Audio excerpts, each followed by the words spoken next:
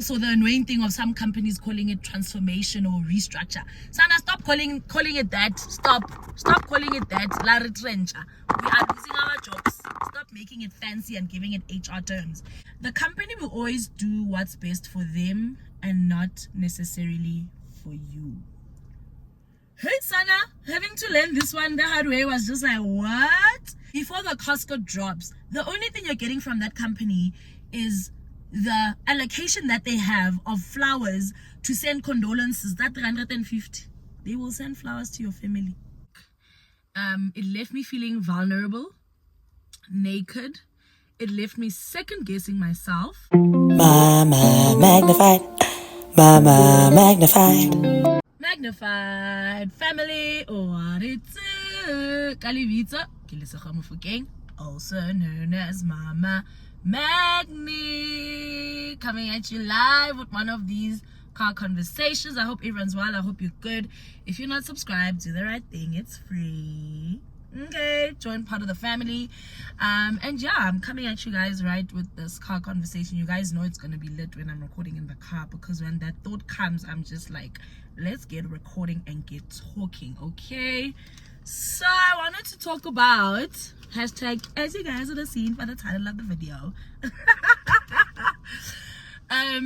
As you guys saw, previous video I spoke about getting retrenched, and then in the next video, or the vlog that you guys saw, that was me going to a conference at my new job, because God did the things. So I just really thought I should speak about what I've learned from getting retrenched, or from being retrenched, as something that I've experienced for the very first time. And as I said in the previous video, I never thought I could be retrenched, okay? But there's always something to learn. There's always something to take out of it. And in this financial, economic climate that we are in, it's seeming to be nothing new for a lot of people. But for me, it was the first time. So I am hoping it's not going to be a very long video. But I've written down all the points that I want to share so that we can emotabing. Okay? So let's do this. Alright, I thought I was gonna switch off the car aircon, but we don't seem to have any feedback with the sound. So let's get right into the video. So things I have learned from getting retrenched, or during the retrenchment process. So they're not all limited to what I've experienced, only just me, but I mean, we've gone through it as colleagues with a lot of our people, even from other companies, even from not even this year. So, but for me personally, this is my experience. These are my viewpoints. This is not meant to tarnish anybody's image, but I've also kept it clean so that we don't have any lawsuits coming at us. Okay, so just based off of my experience, number one, the company will always do what's best for them and not necessarily for you. Hey Sana, having to learn this one the hard way was just like, what? It's also linked to the second one that I wrote, which is saying HR is there for the company and not necessarily for the people, because I've always just felt like there's the illusion that HR is there for the people, but that's not necessarily true.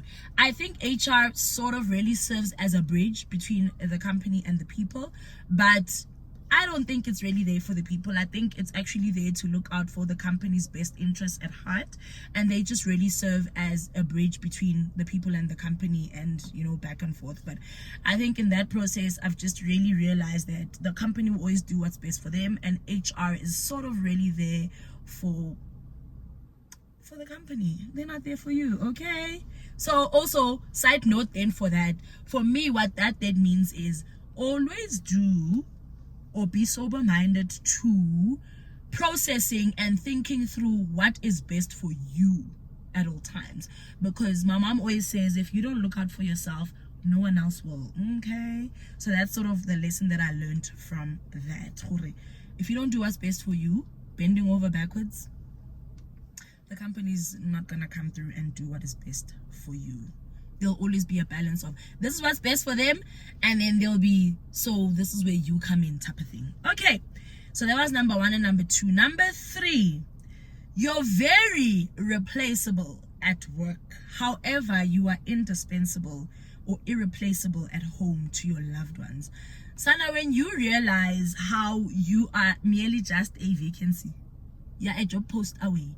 And I always say this to a lot of my friends, a lot of my colleagues, who, and I mean, I used to do that, where you bend over backwards to a point where it's just like detrimental to you. And I'm like, do you realize, if we take the worst case scenario, that should you die, or when you die, before your family,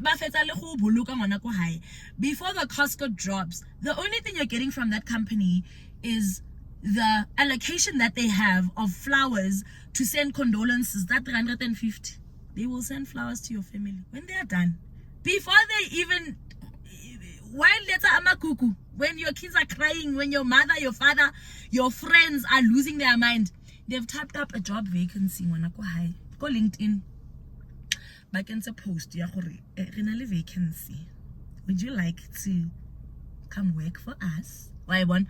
So honestly, really, just always put things into perspective when you are making decisions, to understand that there is really a line. There's a line that must be drawn, and don't overstay your stay, you know. Don't what's the English word? Don't see yourself as this big deal to the company. Sana, you're not. I always say, you know, yes, as a child of God, we are not given jobs, we are dispensed to assignments. Understand what's your assignment there, but don't overexhaust or overinflate what you mean to the company. Okay? All right, let's move on. The next one is number 4. Sometimes a retrenchment is a blessing to evict you. Guys, this one is personal. After I said my testimony, okay? Let me read it again. Number 4.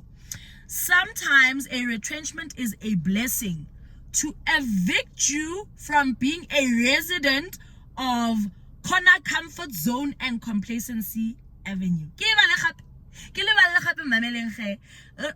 Sometimes a retrenchment is a blessing to evict you from being a resident of corner comfort zone and complacency avenue.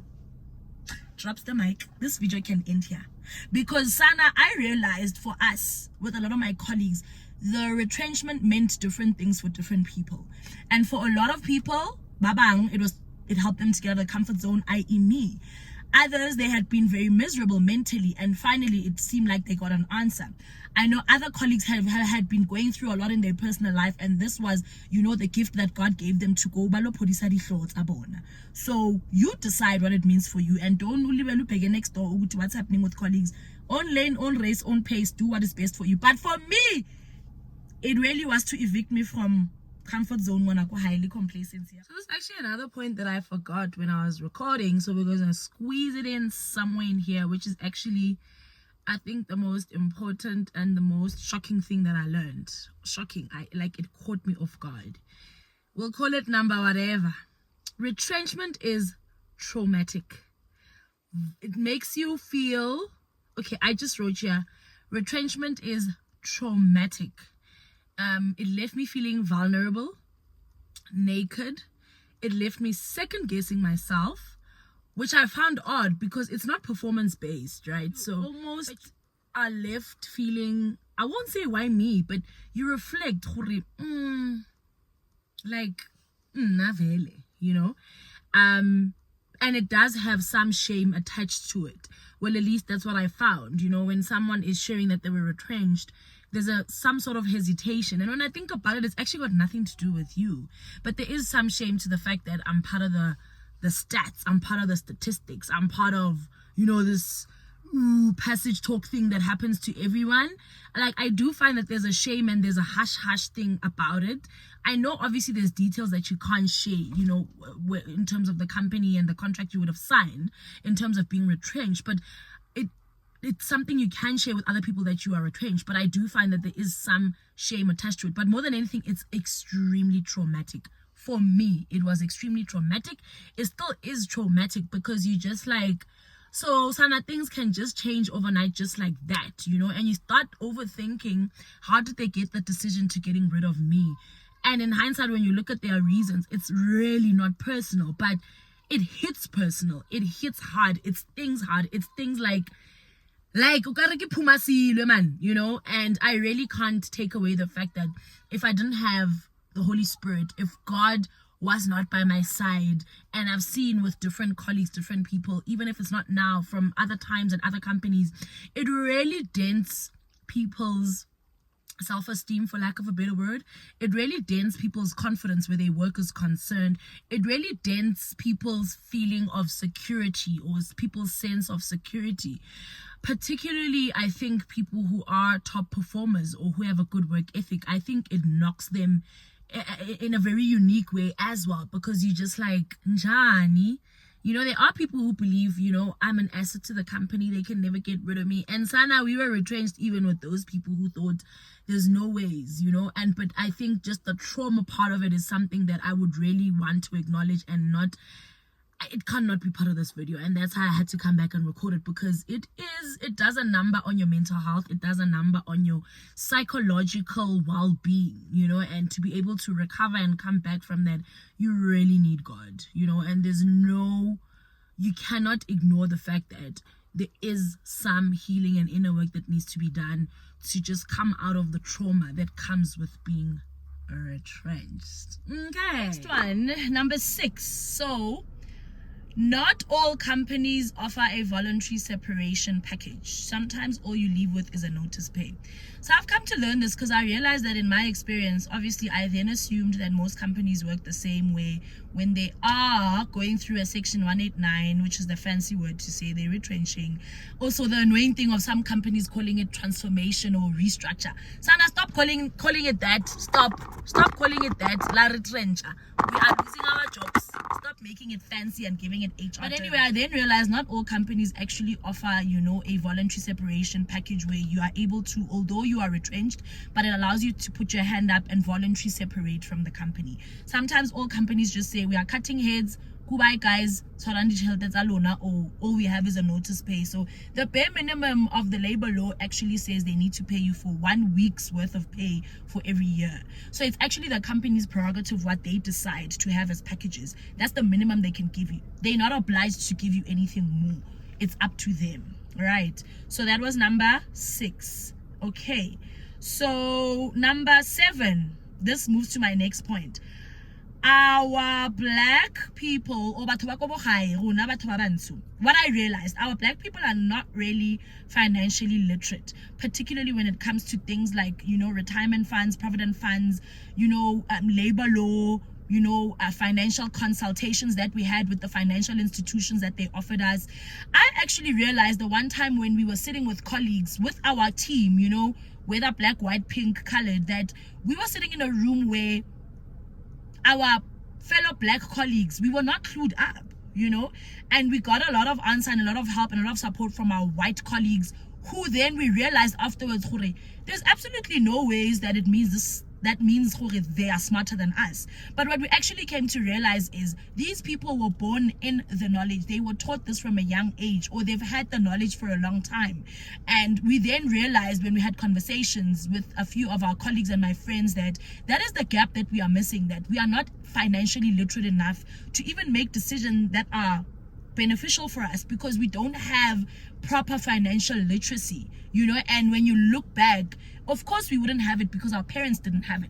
So we are actually the first generation to actually break so many barriers and break so many generational gaps, for lack of a better word. I don't want my children to be in a position where I was in, where you don't even understand your rights in terms of labor relations when a process like this is happening. I don't want my children to not understand what it means to, retirement annuity fund. These are the different funds that are there. And I know our companies, well, the good companies I've worked for offered financial consultants, from these companies that offer all these things. But it doesn't help when you go into those meetings and you don't have a foundation of what you're actually doing and what that means for you, because then that means you are disempowered to make a decision. Sana, then you're just gonna make a decision based off of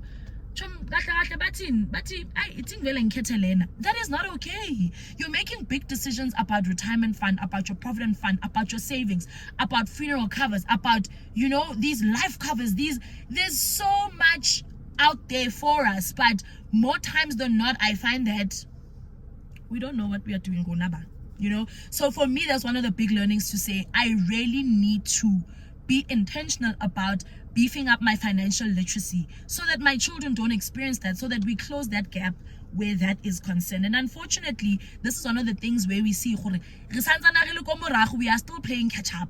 which, I know it should never be a competition between black and white, but these are the spaces where we can actually acknowledge they are far ahead of us.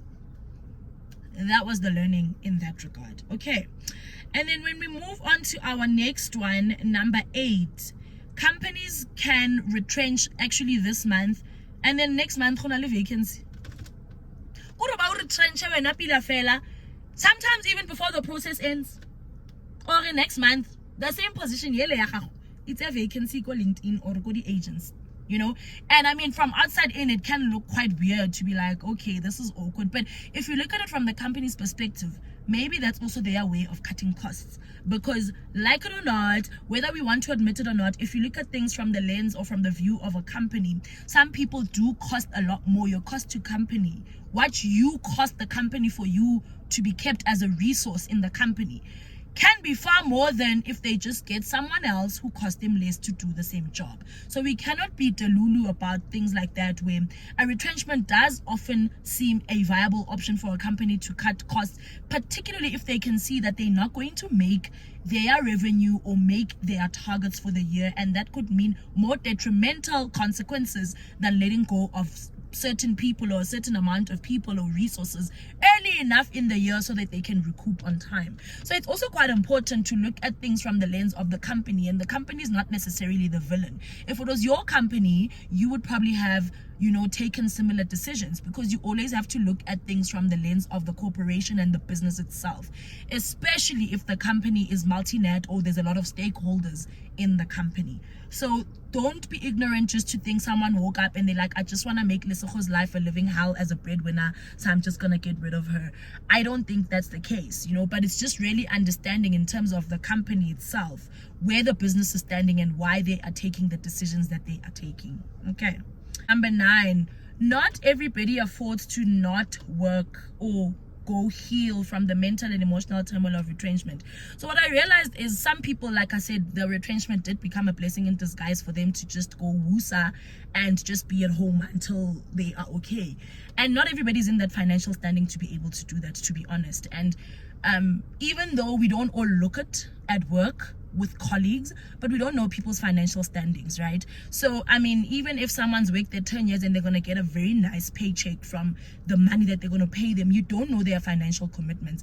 And what that then taught me is the fact that not everybody's blessed enough to be able to afford to say, actually, I'm so trounced from this, I'm not going to work. For some people, most people, by the way, in this tough financial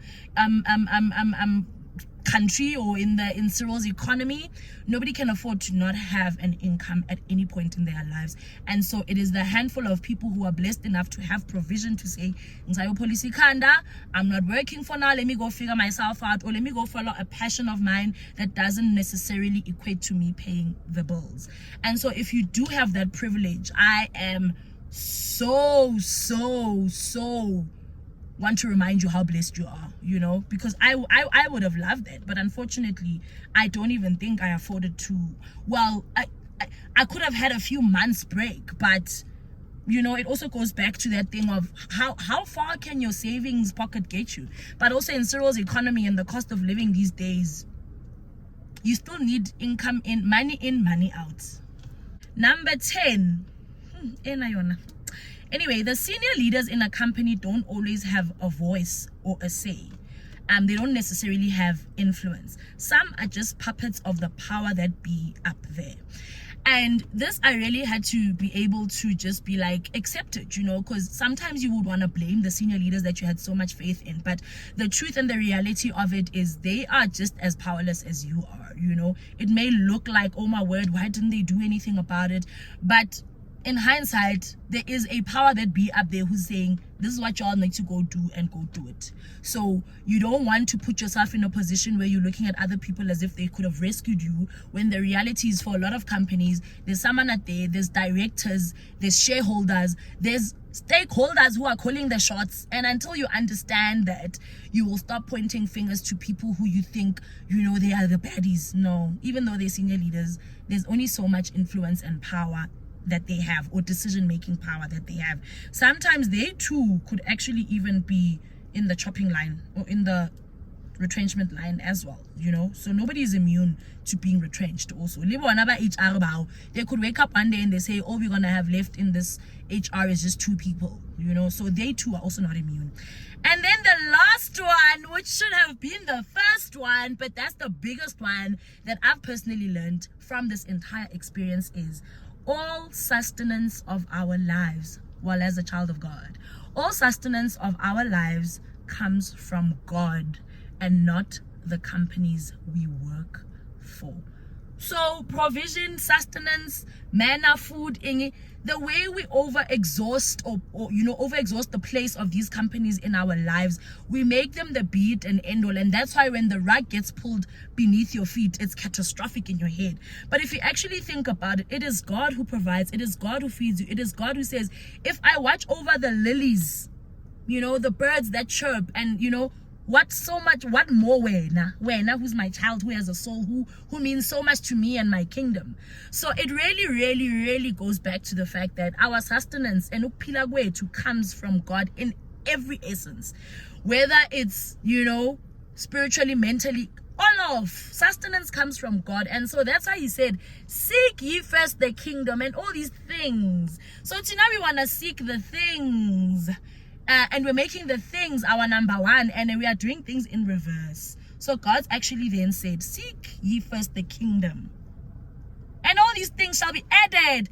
Good, already you are whole, he's just adding. So we've then made the things our wake up in the morning, all you're thinking and stressing about, and the work, and it's the things. And that's why when the things go away, or what seems to be the provision of the things is taken away, for a lot of people it's just like, oh my word, depression time, which obviously that's a more carnal way or worldly way of looking at it. But if you're a child of God and watching this, I need you to know and understand that you don't have to wait for retrenchment for you to position yourself and understand each day that your sustenance of every area of your life comes from the Lord. Seek his kingdom first, and all these things shall be added unto you. Thank you so much, guys. I hope you guys enjoyed this video. I hope this helps someone. And yeah, drop a comment down below if you've experienced a retrenchment, if you've learned anything from the process. But I've also come to learn that night was my first time. I didn't realize that there's actually a lot of people who've experienced some more than once, so just drop a comment down below. Can you relate? What could you relate to? And yeah, I'll see you guys on the next video. I love you. Bye.